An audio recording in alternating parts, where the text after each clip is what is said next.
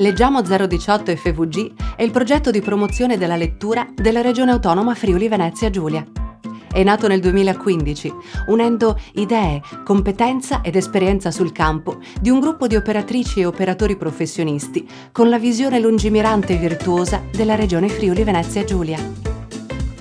Leggiamo 018 è un progetto unico in Italia, un accordo multisettoriale sottoscritto da 3 assessorati regionali insieme: cultura, istruzione e salute, per un approccio completo e multidisciplinare nell'impegno alla promozione della lettura tra bambine e bambini e ragazze e ragazzi da 0 a 18 anni.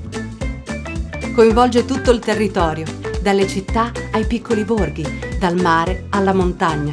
Arriva in tutti i comuni della regione, perché qui leggiamo in tanti e vogliamo tutelare il diritto alla lettura, nessuno escluso. Per questo Leggiamo 018 raggiunge anche gli irraggiungibili, nelle periferie urbane più fragili, nei borghi alpini più isolati, nelle case circondariali, negli ospedali, dove si parlano lingue diverse, nelle famiglie, nelle scuole e con linguaggi speciali, con le parole o senza, con i libri illustrati o quelli da ascoltare.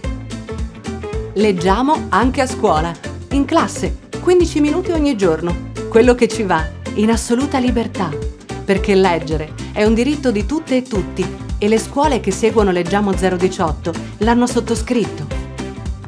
Siamo una grande rete, fatta di professioniste e professionisti, bibliotecari e bibliotecarie, docenti, operatori e operatrici culturali, educatrici ed educatori, volontari e volontarie, adulti di cura, pediatri e pediatre, operatrici e operatori sanitari, amministratori e dirigenti, ragazze e ragazzi. Siamo un sistema. Cooperiamo insieme per attivare le comunità sul territorio e mettere in circolo idee, programmi, eventi, attività di formazione e risorse per la crescita culturale, sociale ed economica di cittadine e cittadini fin dalla nascita. Il Friuli Venezia Giulia è una regione che legge e cresce lettori e lettrici. È una delle regioni dove si legge di più in Italia, soprattutto tra i giovani, perché qui leggiamo insieme. Conosci i progetti e le attività di Leggiamo 018? Sono tantissimi, gratuiti e aperti a tutte e tutti. Scopri di più sul progetto di promozione della lettura della Regione Autonoma Friuli Venezia Giulia sul sito leggiamofvg.it.